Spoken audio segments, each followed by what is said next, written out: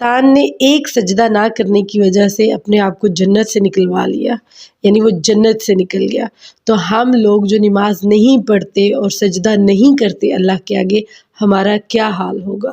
آپ سوچئے کہ مثال کے طور پہ شیطان نے آدم کو سجدہ نہیں کیا تو اس کو جنت سے نکال دیا گیا، تو آپ اور ہم سب کس کو سجدے کی انکاری کر رہے ہیں؟ یعنی اللہ کے آگے سجدہ کرنے سے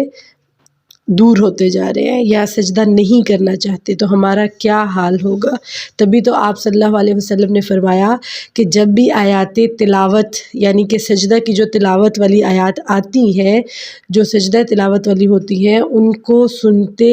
آپ پھر سجدہ کریں، تو اس وقت شیطان روتا ہے کہ یہ مومن، یہ مسلمان، یہ ایمان والا سجدہ کر کے رب کے آگے کامیاب ہو جائے گا، اور میں نے سجدے سے انکار کر کے اپنے آپ کو کس گھاٹے میں ڈال دیا۔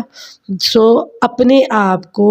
اللہ کے آگے جھکنا سکھائیے، اپنی نمازوں کی کیئر کیجیے، اپنی نماز سے نہ دور ہوئیں، کیونکہ نماز مومن کی معراج ہے، نماز آنکھوں کی ٹھنڈک ہے، یہ آپ سے سب سے پہلا سوال پوچھا جائے گا۔ So that's why your first priority is your نماز and your سجدہ، جو آپ اللہ کے حضور کھڑے ہوں، سجدہ کریں، اپنے ربط کو اپنے رب کے ساتھ پکا کریں، تاکہ کل قیامت والے دن آپ کو اللہ کے سامنے کھڑے ہو کے شرمندگی محسوس نہ ہو، ایٹ لیسٹ آپ کے نامہ اعمال میں کچھ نہ کچھ تو ہو، تاکہ آپ بھی دائیں ہاتھ والوں میں سے ہو جائیں، اور پھر اللہ تعالیٰ کہے، کیا کہے گا اللہ تعالیٰ؟ فَادْخُلِي، پھر تو داخل ہو جا، اللہ بھی راضی ہو جائے گا آپ سے، آپ اللہ سے راضی ہو جائیں گے، اور پھر اللہ تعالیٰ آپ کو اپنے جنت میں داخل کرے گا۔ جب بھی تو اللہ تعالیٰ کے سامنے آپ سجدہ رو ہوں گے تو اللہ تعالیٰ بھی پکاریں گے، یا ایتھا النفس المطمئنہ ارجعی الی ربک راضیۃ مرضیہ